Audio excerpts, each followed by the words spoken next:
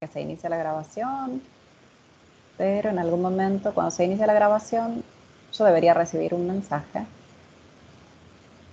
Muy bien. Ahora sí se está grabando. Como ahora sí se está grabando, voy a volver.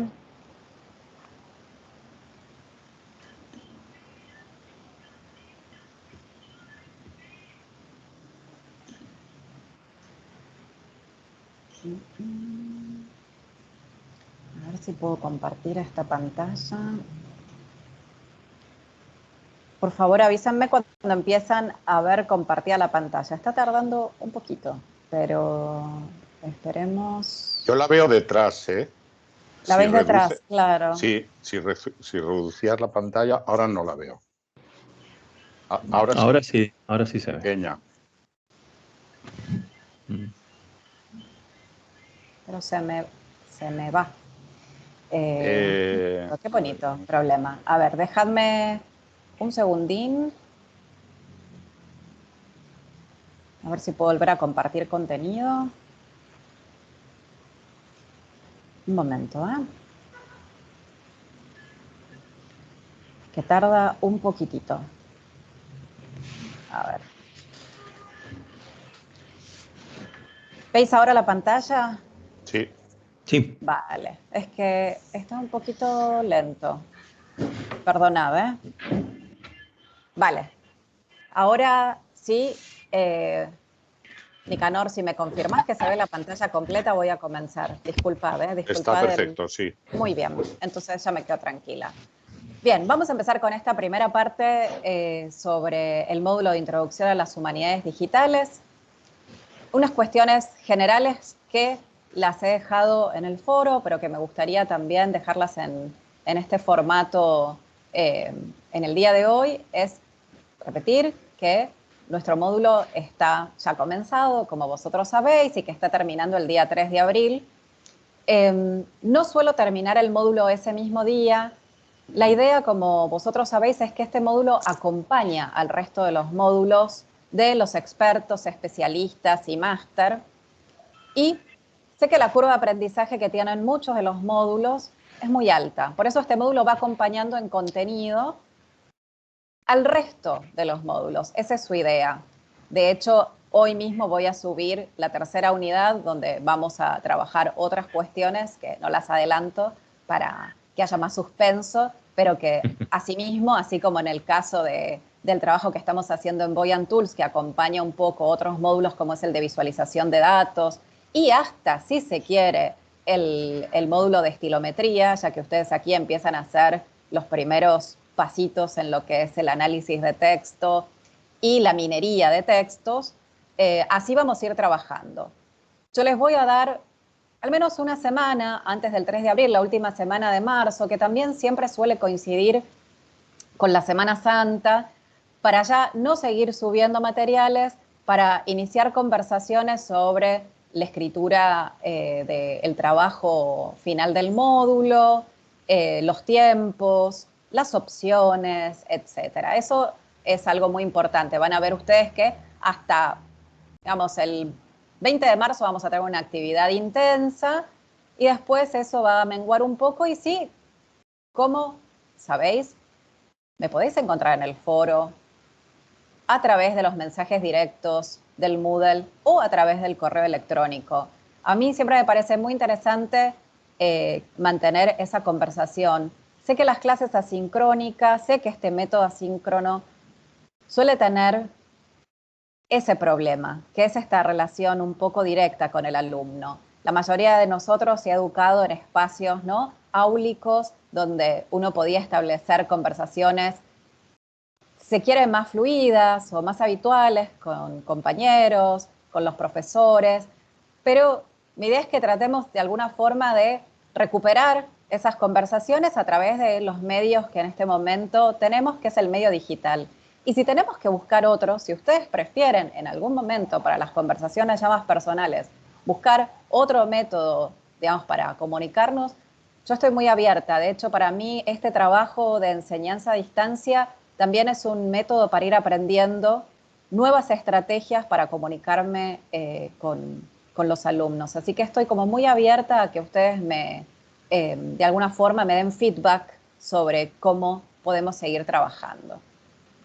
Ustedes saben que tenemos distintas unidades, que yo suelo subir aproximadamente cada 10 días para darles tiempo a que, si así lo desean, hacer estas tareas no evaluables, pero sí es muy recomendable la participación. Yo suelo calificar en el módulo también la participación mínima de los alumnos en el foro, me parece un lugar importante y es en el fondo la única forma que tengo para conversar en algún punto con todos, ¿no?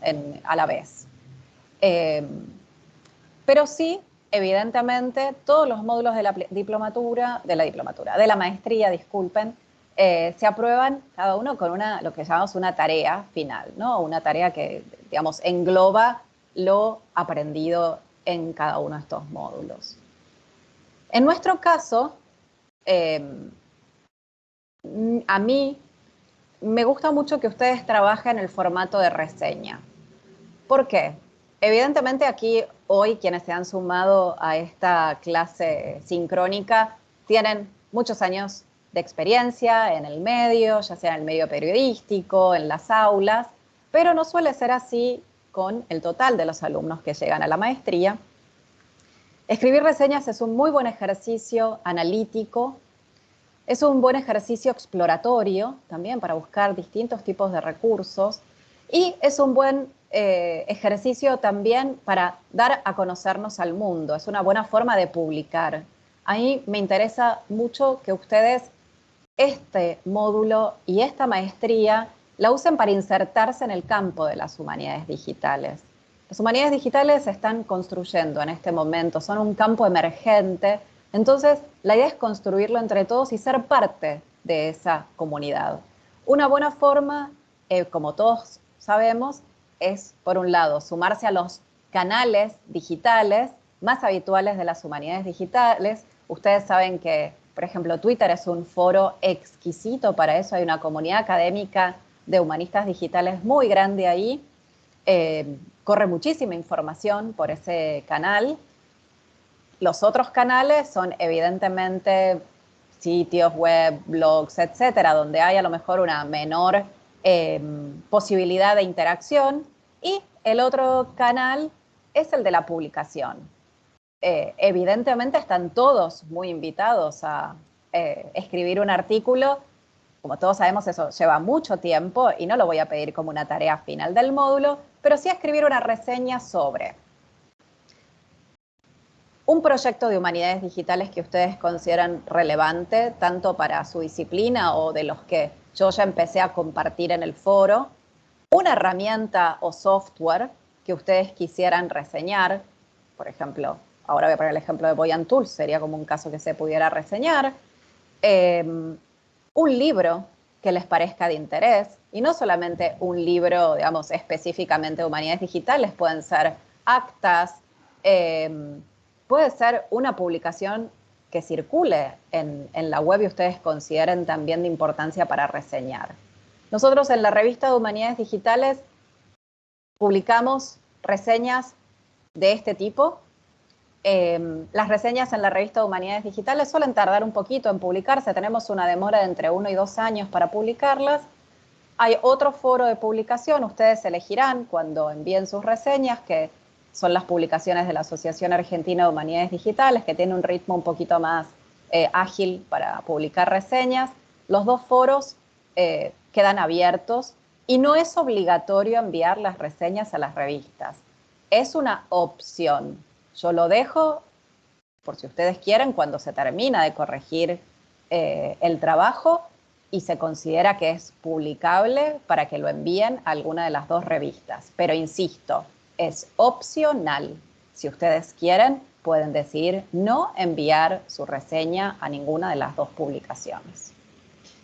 Entonces, dicho esto, si ustedes luego tienen dudas con el TFM, evidentemente también pueden dejar aquí sus preguntas. Yo sé que ya la profesora Clara Martínez Cantón está contactando a varios para empezar con esta cuestión de los trabajos de final de máster, para que puedan elegir a los directores del trabajo de final de máster. Si tienen dudas con eso también lo conversamos. Y sepan que, aunque es opcional, siempre pueden tener encuentros conmigo o con cualquier docente de la maestría. No lo olviden. Podemos tener, como les decía, conversaciones vía mail, vía videollamada, vía llamada, etc. Si no conocen aún la revista Humanidades Digitales y quieren saber sobre los tipos de reseñas que se publican, aquí también os dejo el link para que le echen un vistazo. La otra revista es la de publicaciones de la Asociación Argentina de Humanidades Digitales.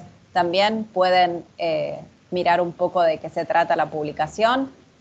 Pero como les digo, para eso queda para una instancia y es una instancia opcional. Si vosotros no queréis enviar el trabajo a las revistas, esto no es obligatorio. Sí me gustaría ahora, ya que dejamos toda la parte, digamos, más administrativa, de gestión, digamos, del módulo y de la maestría, meterme de algún modo en el marco de mi módulo. Es por una cuestión de formación. Yo soy filóloga, hice mi doctorado en filología románica, soy medievalista. No se me escapa que las humanidades digitales tienen muchas otras aristas. Trabajo en este campo desde aproximadamente el año 2011, cuando empezamos el primer proyecto de humanidades digitales, que fue un repertorio de métrica medieval castellana con otras profesoras de la UNED. Pero sí, evidentemente, la aproximación, tanto al módulo ya podría decir que tiñe bastante a este máster, es el de, si se quiere, el análisis de texto, el análisis de corpus, la estilística. Esto evidentemente es la formación que uno trae. No dejo, digamos, de lado, no ignoro que hay otras aproximaciones a las humanidades digitales. En los últimos tiempos se ha empezado a trabajar muchísimo con cuestiones que tienen que ver con exposiciones digitales, hasta videojuegos, trabajo con tecnología 3D, etcétera. Lo que sí quiero dejarles en claro es que a mí me parece que ese tipo de trabajos ya están en otra escala. Las humanidades digitales lo que traen aquí, digamos, el problema que nos dejan a los humanistas es pensar la cuestión de la escala, lo cuantificado. Y un problema que tenemos a la hora de trabajar con la escala y con la cuantificación son las herramientas, la cantidad de personas trabajando en un proyecto y también la infraestructura necesaria para trabajar con determinados proyectos donde ya se incluye, digamos, un corpus, digamos, a gran escala. En ese caso, creo que hay que incorporar siempre a otros actores. En el caso de las exposiciones online, como se está haciendo en muchos casos, agentes que trabajan en el sector GLAM, ¿no? Como los americanos suelen llamar los galleries, libraries, archives and museums, toda la parte, digamos, de museos, bibliotecas, archivos. Aquí, a mí lo que me interesa es que ustedes se lleven herramientas para poder empezar proyectos propios en humanidades digitales, para entender lo que es, digamos, desde en algún punto la semilla de todo esto, y que ustedes después puedan insertarse en el campo y puedan trabajar en proyectos con otros humanistas digitales. Y ahí sí generar una escala mayor. No obstante, como lo podría decir de una forma, digamos, bastante informal, me hago cargo de esta aproximación muy textual que tiene este máster, muy basada en el estudio de corpus y en el trabajo con corpus, en la anotación, en la edición digital, en la visualización de textos. Yo, desde mi lugar, los invito a que sigan viendo de qué se trata las humanidades digitales, aunque vaya más allá del máster. Lo que les quiero decir es que, a pesar de que están todos estos abordajes, sería muy difícil meterlos en una única propuesta de máster. Pero que la puerta queda abierta para que ustedes sigan investigando y si tienen preguntas y si tienen dudas, las traigan aquí.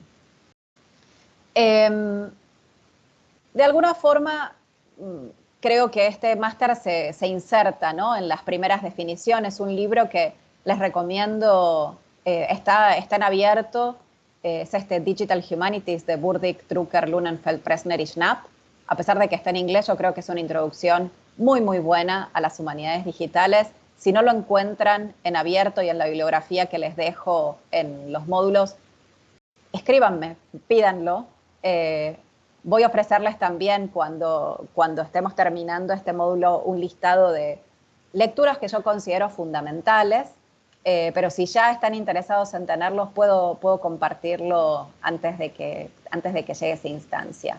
Entonces, bueno, de algún modo dejarles en claro eso, ¿no? Creo que tanto este módulo, yo personalmente, este máster se inserta, si se quiere, como dicen estos autores, en las actividades más históricas en este momento, ¿no? De las humanidades digitales. La creación de corpus, el trabajo con estándares para la codificación de textos, la construcción de bases de datos, el trabajo con corpus humanísticos, el trabajo con todo lo que es lectura de máquina, trabajo de máquina y los sistemas que de alguna forma, las infraestructuras que permiten el desarrollo de estos proyectos. Esto ya lo vimos también en el primer módulo, pero bueno, a mí me gusta siempre hacer esta conclusión cuando también hablamos de que yo les traigo en las primeras unidades una breve historia de las Digital Humanities, no de las humanidades digitales, sino de las Digital Humanities, pero que es interesante que más allá de todos estos mojones, ¿no?, que yo suelo mencionar, que me parecen muy importantes, porque a veces hablamos como este campo emergente que parece que surgió hace 5 años, y en realidad la informática humanística, los primeros proyectos de la informática aplicada a la investigación en humanidades tienen muchísimo tiempo y han tenido un desarrollo, si se quiere, desigual, pero no por eso, tenemos que olvidarlos o dejarlos de lado. Creo que estos mojones que yo les traigo para mí son algunos de los más importantes y además muestran cómo la disciplina pudo, aún sin un nombre para ese momento estandarizado, mantenerse en el tiempo. Y si eso sucedió fue porque evidentemente los humanistas ya para ese entonces, ya en el siglo XX, tenían esta cuestión, este problema de la escala, que se arrastraba, y este ya es mi punto de vista, desde fines del siglo XIX. Pensemos en todos los trabajos de campo de los folcloristas, de los filólogos, ¿no? Los filólogos románicos también, cuando ya a fines del siglo XIX empiezan a escribir y a esta recopilación tanto de la lingüística como de, por ejemplo, de los cuentos tradicionales, etcétera. Los mismos hermanos Grimm, cuando están haciendo su trabajo de campo hacia finales del siglo XIX, expresan esta, esta inquietud de cómo hacer para que todo esto, ¿no?, se ordene, ¿no? Los grandes repertorios de los humanistas, por ejemplo, de los metricistas de fines del siglo XIX, ya nos hablan de este problema de la escala, que fue el que tuvo el jesuita Roberto Busa cuando empieza su Index Thomisticus. Él dice, yo hice este trabajo de investigación para mi tesis de doctorado, donde trabajé sobre el índice tomístico, pero esto me excede a mí como humano. Y su expresión cuando el índice está pasado en las tarjetas perforadas, como vemos en la foto, es el digitus Dei est hic, que el dedo de Dios está aquí, ¿no? Él sintiendo como a través del dígito, ¿no?, de la informática, también esta cuestión de lo sobrenatural, de casi un milagro, ¿no?, de lo que el humano no podía hacer, estaba de golpe presente en su investigación. Pero, insisto, a pesar de todos estos mojones, aquí nos estamos moviendo en el espacio, si se quiere, del llamado norte global, de los proyectos más anglófonos, a pesar de que Busa era un jesuita italiano, él trabajó la mayor parte de su vida en IBM en los Estados Unidos y con Watson en su momento en los Estados Unidos, pero cada uno de nuestros países tiene una propia historia de las humanidades digitales que somos nosotros los que tenemos que ir también recomponiéndola y buscándola poco a poco, buscando nuestros antecedentes, buscando con quiénes conversar. Para el espacio, digamos, de la investigación que usa el español como lengua de comunicación científica, les traigo solamente estos brevísimos mojones Nosotros estamos haciendo, entre varios investigadores, y si les interesa sumarse, son muy bienvenidos, una timeline, una línea temporal con todos los, digamos, los primeros proyectos y los proyectos actuales en humanidades digitales. Pero si ustedes ven, ya desde 1968 tenemos una primera tesis de un investigador español, Leopoldo Sáez Godoy, que estudió, informatizó, hizo la primera base de datos informática sobre el léxico de Lope de Rueda. Evidentemente fue una tesis defendida en la Universidad de Bonn, en Alemania. Para ese entonces y durante mucho tiempo, hasta la década del 80, Alemania y los Estados Unidos y el Reino Unido fueron como los espacios más receptivos a la informática humanística. De hecho, el mismo Francisco Marcos Marín, que durante la década del 80 trabajó sobre, ya dando cursos en la Universidad Autónoma de Madrid sobre informática humanística, terminó trabajando en los Estados Unidos y es donde en este momento reside, por esta cuestión de una mayor recepción a este trabajo, una mayor, si se quiere, no recepción, sino diría institucionalización de la práctica de la informática humanística. Pero lo que quiero decirles es que las humanidades digitales en español no empiezan in vacui, no empiezan desde el vacío, sino que hay muchos antecedentes que nosotros también podemos encontrar para entender por qué en este momento estamos utilizando herramientas digitales para la investigación. En nuestro caso, nosotros hemos empezado con una práctica con una herramienta que yo creo que está muy estandarizada en el campo. Es una herramienta que se viene desarrollando desde el año 2011, Voyant Tools. De hecho, a propósito, he puesto esta captura de pantalla de Voyant Tools, que es del año 2013, y si ustedes se fijan, la herramienta hoy tiene un look and feel mucho más bonito. Es una herramienta que tiene un mantenimiento constante. Esto es muy importante. Es una herramienta de código abierto, lo que hace que cualquier persona que sepa de informática pueda llevarse el código y trabajarla, instalarla, hacer una instancia propia. Yo insisto mucho con las herramientas abiertas, no porque, como decía en algún momento el alumno Nicanor, que yo tengo esta batalla abierta con Microsoft, para nada. Yo creo que hay que usar las herramientas propietarias en cuanto nos ayuden, eso está muy bien, sin olvidar que hay herramientas abiertas que ayudan a la construcción de comunidad y ayudan a que mucha gente pueda sumarse. La equidad en la investigación a veces es muy difícil. Es muy difícil que también en una comunidad global, desde distintos países, todos tengamos las mismas posibilidades de acceso a la tecnología.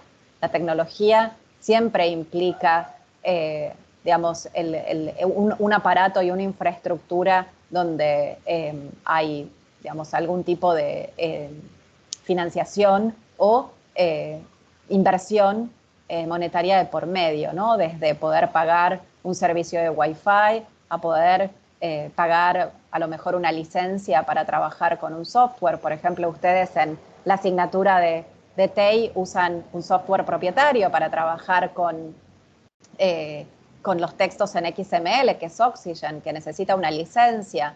Para algunos puede ser a un precio asequible, para otros puede ser un precio muy, muy alto, como puede suceder en distintos países de América Latina, donde la inflación y la fluctuación con el dólar y el euro es muy alta y se transforma en precios que no solo pueden duplicarse, sino triplicarse o cuatriplicarse. Hay otras opciones como Visual Studio Code que ustedes pueden usar sin tener que pagar una licencia para usar un software. A eso me refiero. Son cuestiones opcionales, pero me parece interesante pensar cómo una comunidad puede construirse desde lo abierto, cómo puede ser un lugar para invitar a otros a que no solamente trabajen, sino que se queden. Otra herramienta que vamos a utilizar, hoy subiré la unidad, va a ser, bueno, por un lado trabajar con Timeline.js, con un software que permite hacer líneas temporales y nos permite trabajar de una forma muy intuitiva en todo lo que son las líneas temporales que pueden embeberse en cualquier sitio web.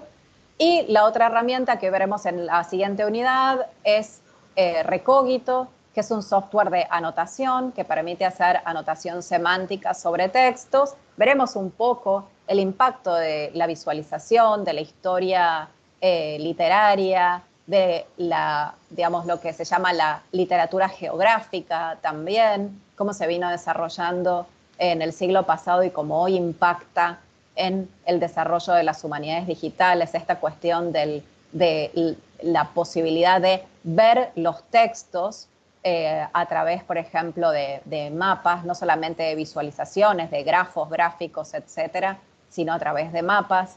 Así que vamos a seguir explorando al menos estas dos herramientas, Timeline.js y Recogito. Y bueno, dejaré algunas más que ya serán opcionales, pero me basaré principalmente, como les decía, en Voyant Tools, Timeline.js y Recogito para hacer esta primera exploración sobre herramientas de humanidades digitales en este módulo. Me gustaba cerrar este primer encuentro pensando, y van a disculparme porque cuando armé estas diapositivas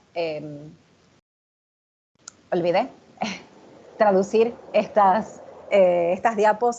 Hace 2 semanas di una clase sobre cómo empezar un proyecto de humanidades digitales y quería traer un poco esta cuestión aquí porque, como ustedes saben, hablé de la cuestión de la escala, hablé de la cuestión de por qué nos estamos recortando sobre este abordaje de las humanidades digitales y como algunos de ustedes ya empezaron a preguntarme, bueno, muy bien con las cosas que estamos aprendiendo en este máster, pero ¿cómo empiezo yo mi propio proyecto de humanidades digitales?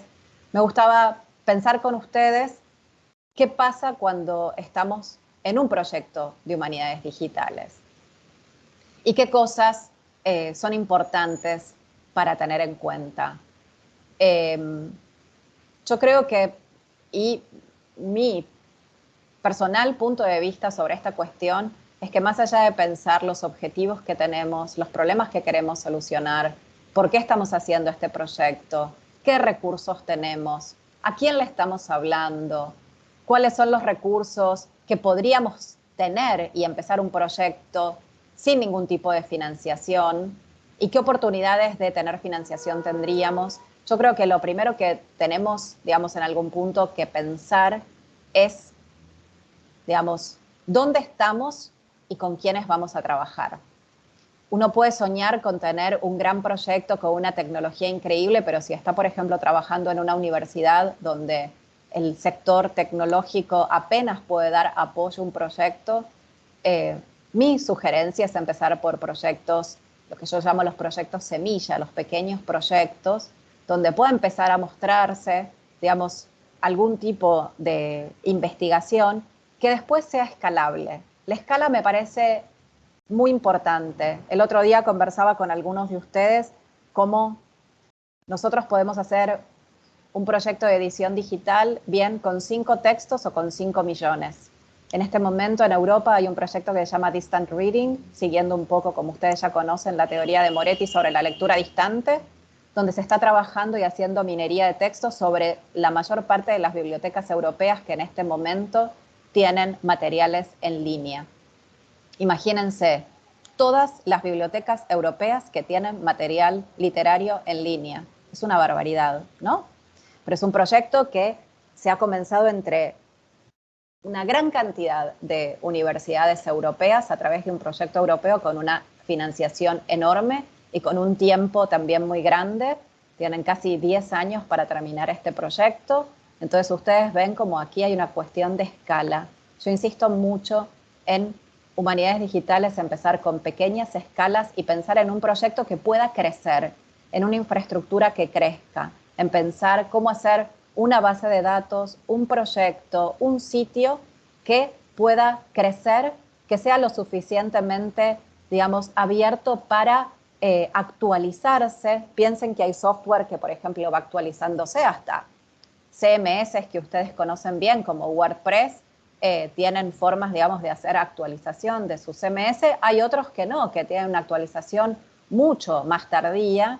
Eso es algo que ustedes tienen que mirar, porque cuando tenemos que pensar en un proyecto de humanidades digitales, tenemos que hacer cuajar el elemento de humanidades con el elemento digital. Entonces, creo que en este sentido hay que tener en cuenta todas estas variables.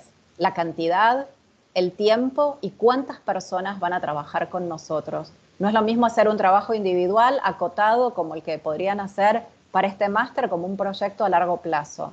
Entonces, lo más importante es pensar en esta cuestión de la escala, planificar, trabajar con roles y con responsabilidades, tener un plan de comunicación, trabajar bien, digamos, los tiempos y lo que queremos mostrar, lo que los americanos suelen llamar los deliverables, ¿no?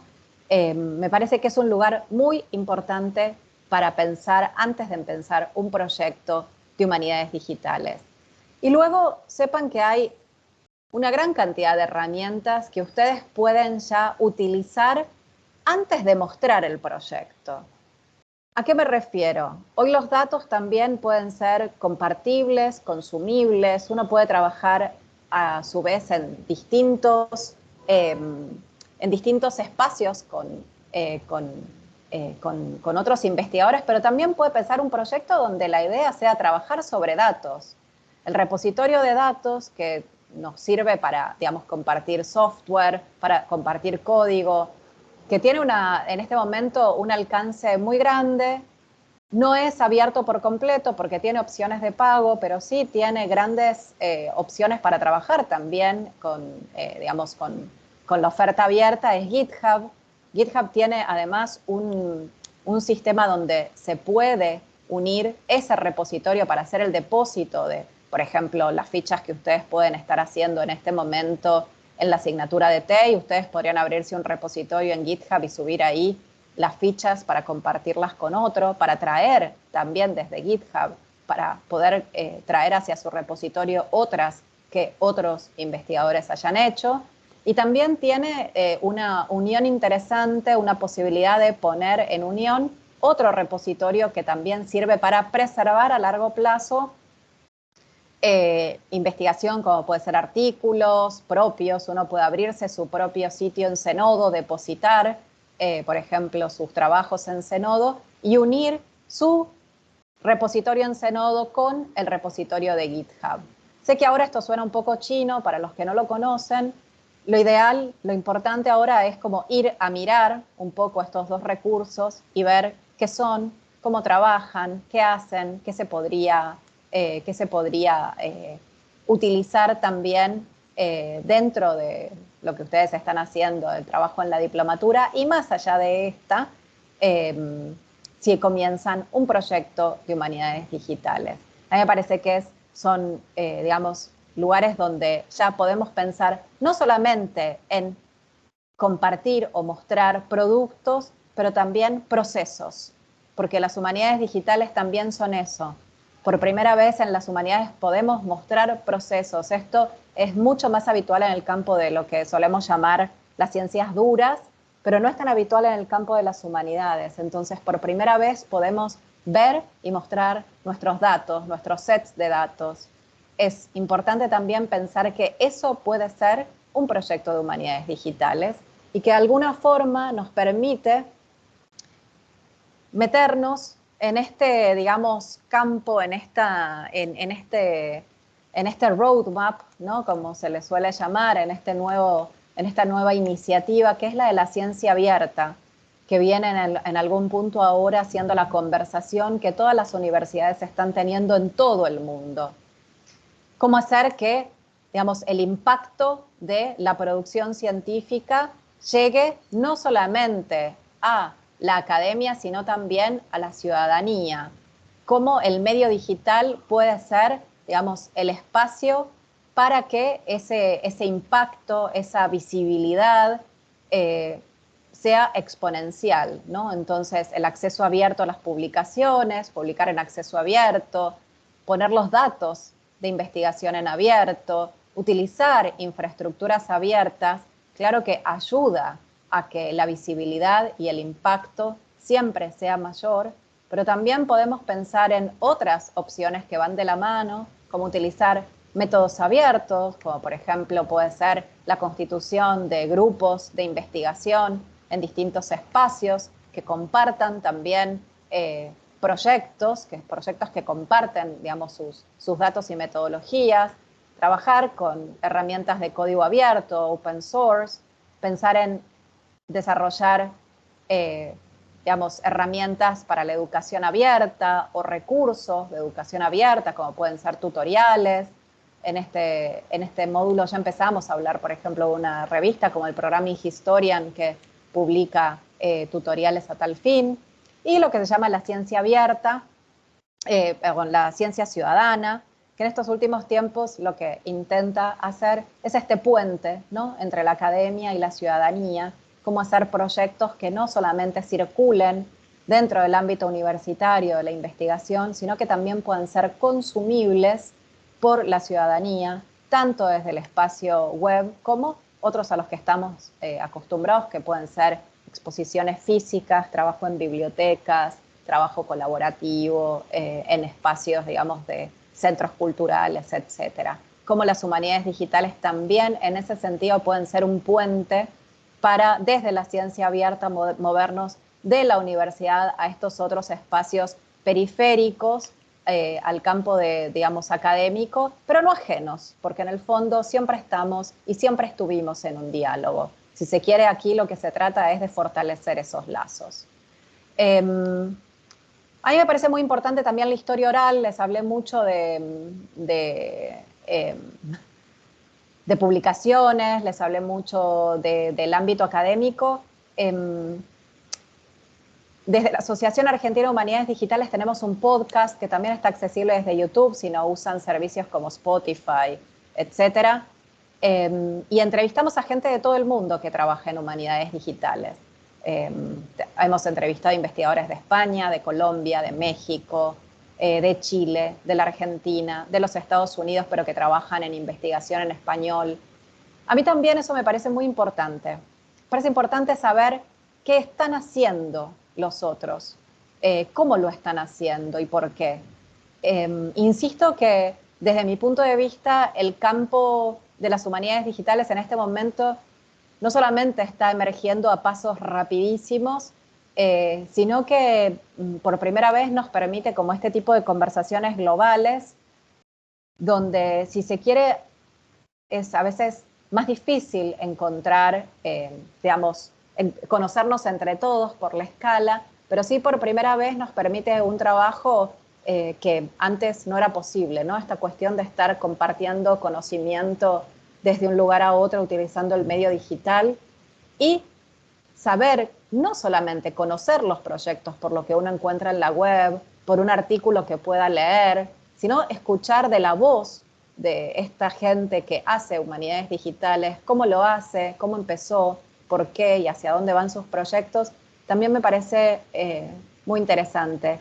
Sé también, por ejemplo, que Humanidades Digitales Hispánicas, la Asociación Española, está haciendo también regularmente una actividad que se llama Café con Humanistas Digitales. También los invito a que vayan al sitio del HDH y escuchen estos cafés, que a pesar de que son un poco más largos, los podcasts de la Asociación de Humanidades Digitales Argentina son podcasts de entre 10 y 15 minutos. Tratan de ser como unas conversaciones relámpago. Los cafés suelen ser un poco más extensos, pero los invito a que se integren también en estas actividades de divulgación de las humanidades digitales. Me parece que son muy importantes. Pensar la investigación de la mano de la transferencia a la comunidad, de la divulgación o como lo querramos llamar en nuestros distintos países, creo que es un punto también que no debemos olvidar. Y estar en contacto con las asociaciones. Las asociaciones en los distintos países, España, México, Colombia, Argentina, Brasil, en este momento son las que de algún modo están organizando congresos, actividades. Es muy importante, más allá de la formación que uno pueda adquirir en espacios como este u otros, mantenerse dentro de estas redes para actualizarse, ¿no? Para lo que es la actualización y para estar en contacto con otros y otras. Y hasta aquí mi presentación. A mí me interesaba,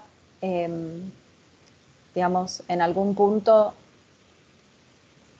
a ver si puedo dejar de compartir. He dejado de compartir, ¿verdad? Ya me veis a mí. Me interesaba que se quedaran con esta presentación general para que después, como les digo, quienes les lo estén viendo de forma no sincrónica, dejen las preguntas en el foro y si hay preguntas ahora, dejar estos últimos 10 minutitos para alguna cuestión que tenga que ver tanto con la primera parte, con digamos, la parte que yo le suelo llamar de organización del módulo y de la maestría, como de los contenidos que estuvimos conversando.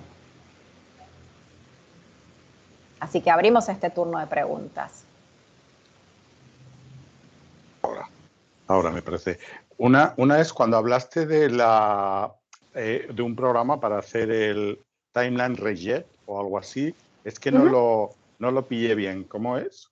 Lo vamos a ver en la próxima unidad, así que no te preocupes, porque esas son las herramientas que vamos a ver. Vamos a ver Timeline.js, Timeline.js y vamos a ver Recogito. Vamos a ver esas dos herramientas. Esas son las herramientas con las que vamos a seguir trabajando en el módulo. Se viene, vale. Eso es lo que se viene. Vale, perfecto. Otra es... Prontito ya lo tendremos. Lo tenemos, ¿no? Mi idea es subirlo hoy. Sepan que a veces pasa con el Moodle, alguna gente me lo comenta, que ve las cosas, o sea, no le llega automáticamente el mensaje. Si eso está pasando es porque no se han suscrito automáticamente a las notificaciones o se desuscribió por alguna razón vuestra instancia de Moodle y debéis suscribiros otra vez. Entonces, eso es lo que puede suceder. Alguna gente me decía que tenía que entrar a Moodle, que no le estaba llegando el mensaje directo a la bandeja de entrada en el correo. Eso puede estar sucediendo, pero pronto estará llegando. Apenas yo lo suba, en distintos momentos lo estaréis viendo. Vale, yo tenía otra pregunta que es también el nombre de... Hablaste de un proyecto de Distant Reading para las bibliotecas europeo. ¿El nombre lo tienes? Se llama así, Distant Reading.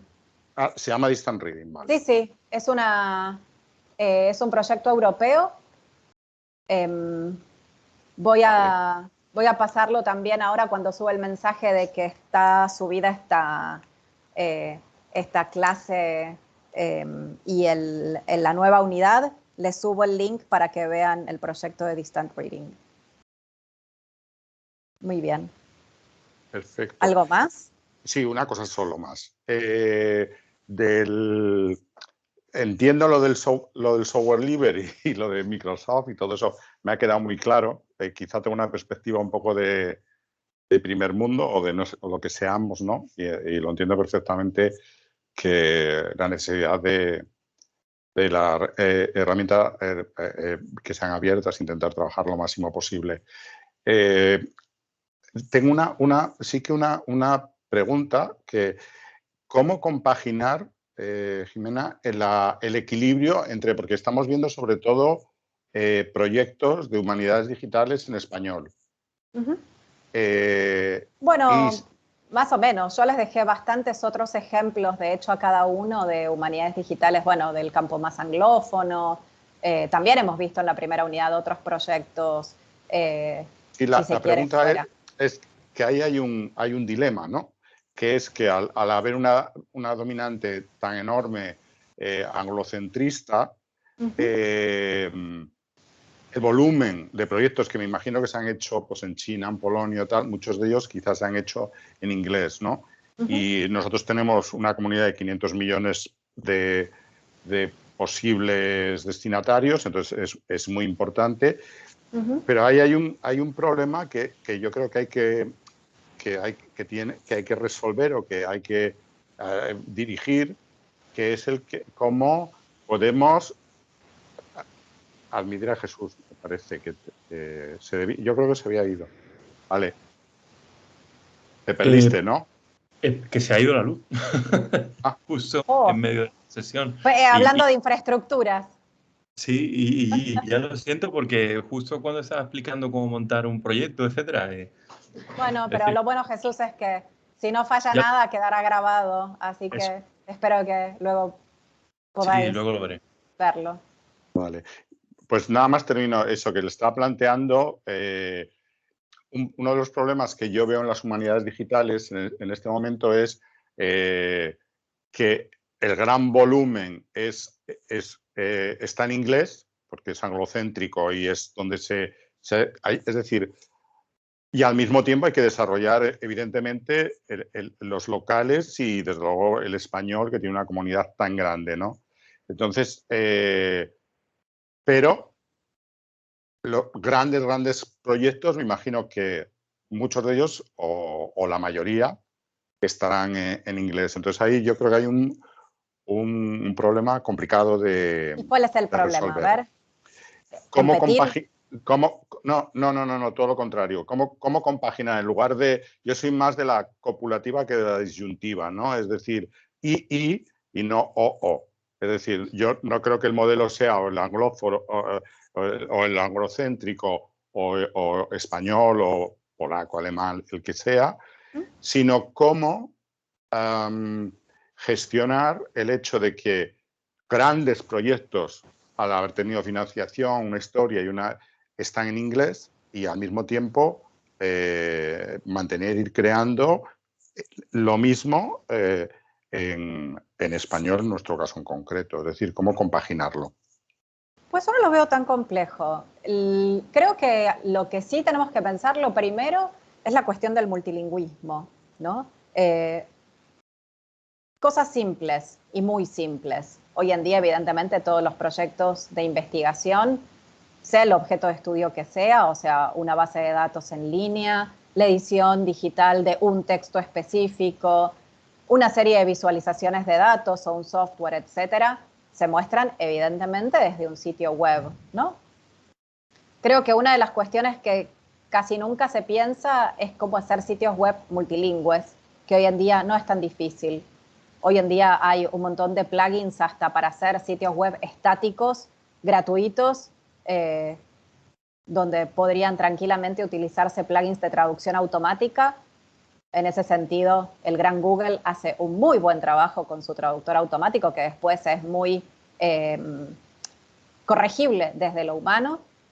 Creo que el punto es pensar, digamos, cómo hacer proyectos que puedan ser también comprensibles por otros. A veces nos pasa que llegamos a un proyecto y no entendemos por qué está tan escrito. Imaginen llegar a un proyecto para nosotros, por ejemplo, que hablamos español en alemán, que a lo mejor mucho no lo manejamos, pero que tenemos un breve conocimiento. Y bueno, si a veces no tenemos esta herramienta y tenemos que ir a Google, al Translate, etcétera, me parece que la cuestión del multilingüismo es muy importante, más allá del corpus con el que uno esté trabajando. Luego te diría que yo, claro que soy de la copulativa, si ustedes ven un poco las publicaciones que yo tengo por ahí, casi siempre hablo de humanidades digitales globales y abiertas, ¿no?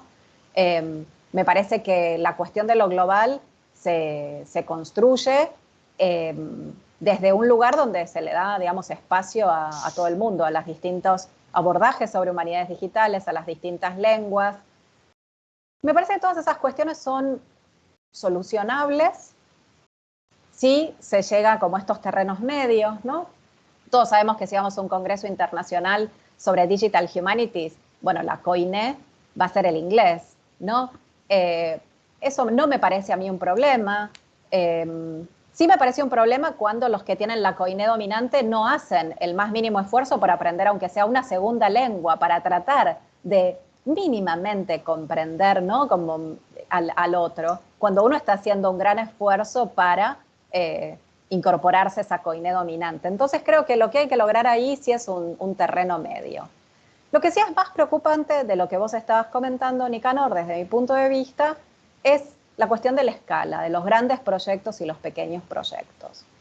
Las humanidades digitales en ningún momento se pensaron desde el inicio como proyectos con millones de dólares o de euros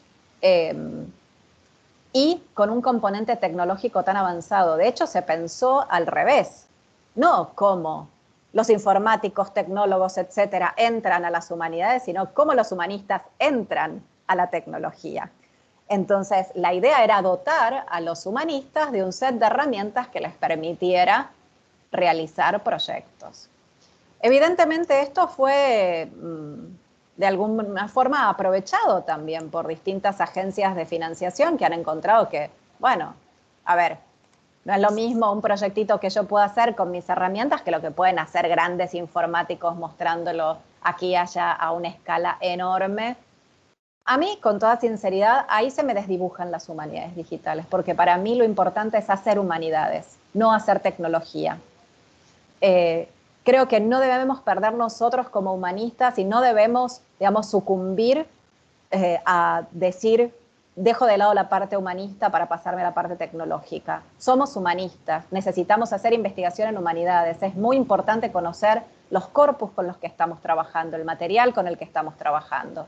Y evidentemente, desarrollar nosotros la alfabetización digital suficiente, las competencias digitales para entender qué herramientas podemos usar para aprender un desarrollo a distintos niveles y con distintas curvas de aprendizaje, mínimo, medio o máximo, de trabajo con herramientas. Pero creo que no debemos olvidar, yo creo que un buen proyecto no se mide por la escala, sino que se mide por el contenido. Y por eso a veces hago tanto hincapié en que miren los proyectos desde los pequeños hasta los más grandes y se fijen, y esa es parte de la reseña, cómo se muestra ese proyecto, cómo está tratado el corpus, ¿no? ¿Es un corpus que fue curado? ¿Es un corpus que cuando uno hace búsquedas se encuentra? ¿O es un corpus que, sí, mucha escala, ¿no? Pero bueno, para después encontrar algo tengo que leerme un tutorial de 5 páginas para entender cómo lo tengo que buscar. Creo que ahí tenemos que pensar todavía en este campo qué es lo que tenemos que hacer los humanistas digitales, porque no somos tecnólogos humanistas o no somos informáticos humanistas, que somos humanistas digitales. Creo que ahí está la clave. Ese es un lugar, digamos, ya creo ¿cómo podría decirte? Desde mi punto de vista es una de las batallas que creo, al menos yo, que tenemos que dar. Porque si no, es muy difícil pensar cómo, por ejemplo, una científica del CONICET Argentina, un profesor de la Universidad de Cádiz, un periodista, podemos convivir, ¿no?, en un mismo campo realizando proyectos de investigación, ¿no? Entonces, a mí me parece interesante pensar qué queremos hacer y qué podemos hacer. Por eso los invitaba en la parte del trabajo de proyectos a que piensen proyectos escalables. Qué bien que el día de mañana me pongo en contacto con una biblioteca, un museo que se interese en mi objeto de estudio y empezamos un proyecto conjunto, excelente. Pero es un proyecto conjunto entre yo, el humanista, y otro espacio que va a trabajar conmigo. Creo que ahí es donde mejor funcionaría esto que decías vos, Nicanor, de esta copulativa, de este y, ¿no?, de unos con otros. Pero bueno, ahí todavía tenemos mucho terreno para arar y para explorar e investigar. Jesús, ¿querías comentar algo o hacer alguna pregunta? Bueno, no, me estaba aquí escuchando atentamente porque es un gusto escucharte, la verdad. La verdad es que estoy empezando un poco con todo eso. Tengo compañeros que se dedican a la lingüística computacional, que fue por lo que yo me he introducido en eso. En un principio estuve buscando másteres de minería de textos y estoy mirando fuera de España por ver lo que se podía hacer, pero bueno, recalé en eso porque me interesaría sobre todo ver cómo podría yo aplicar todo eso a lo que yo hago, que no sería tanto colaborar con instituciones, etcétera, sino ver cómo le puedo sacar algo de profundidad a una cantidad ingente de textos que yo no podría abarcar de manera individual con mi cerebro o con mis ojos, simplemente leyendo, ¿no? Y me parece que se abre un mundo de posibilidades y veo que hay gente que está haciendo cosas muy, muy, muy interesantes. El año pasado hicimos un congreso en Málaga sobre traducción y género, sobre todo feminismo, más que género en general, pero también había cabida para todo tipo de debates, ¿no? Y recuerdo que una chica japonesa hizo una presentación sobre las diferentes traducciones que han tenido Mujercitas en Japón a lo largo de la historia. con programas de ese tipo y veía el tipo de asociaciones que se hacían a ciertos personajes y me pareció interesantísimo, ¿no? Algo que no se podría hacer de una forma individual, hacer cosas de ese tipo es lo que me interesa. Uh-huh. Sí. En particular, en mi caso, yo lo que hago es teoría cultural y querría ver si puedo hacer estudios de algunas de terminología específica cultural y ver las asociaciones que tienes a lo largo del tiempo, ¿no? A lo largo de la historia. Y sobre todo me interesa mucho la cultura del siglo XX y principio del siglo XXI y ver si hay algún tipo ¿cómo decirlo? De gap, no de gap, sino de cambio de giro a partir del siglo XXI, a partir de las Torres Gemelas. Eso sería a lo que me gustaría aplicar todo esto, ahora mismo lo que tengo en mente. Así que a ver si sale algo. Sí, claro. A mí para estos proyectos me parece siempre muy interesante que ustedes, y bueno, en algún punto también lo hemos hablado con Nicanor en otra conversación, ¿no? Que primero recorten mínimamente un corpus, ¿no? Sobre el que les interesaría trabajar y después que recurran a los, digamos, a los espacios de donde esté ese corpus. Por ejemplo, imagino en el caso tuyo, Jesús, que puede llegar a ser bibliotecas donde está a lo mejor la digitalización de esos textos, o en el caso que no quisieras trabajar con textos, que quisieras hacer como un trabajo, digamos, más técnico, solo como de extracción de terminología, porque también puede ser eso. Por ejemplo, tu trabajo con gente del campo de la lingüística computacional sería, me parece que hay un cruce súper interesante, porque en algún punto creo que, por lo que entiendo yo que comentas, aquí habría como un trabajo primero de extracción terminológica, ¿no? Y después como de análisis y estudio, digamos, en una serie temporal de cómo, digamos, esa terminología se puede modificar o no. Creo que ahí hay un trabajo súper importante para hacer con gente del campo de la lingüística computacional o de lo que hoy se llama el procesamiento del lenguaje natural, donde creo que podría insertarse muy bien un trabajo de este tipo. Luego hay herramientas más simples para trabajar cuestiones, digamos, de, si se quiere, de comparativa, ¿no? De trabajo de terminológico digamos, para trabajar eso con una serie más acotada, ¿no? de textos o con una base de datos que vos quieras subirle, porque también podrías hacer eso, ¿no? Pensar en cómo construir un banco terminológico específico y luego explorar esos conceptos en el tiempo.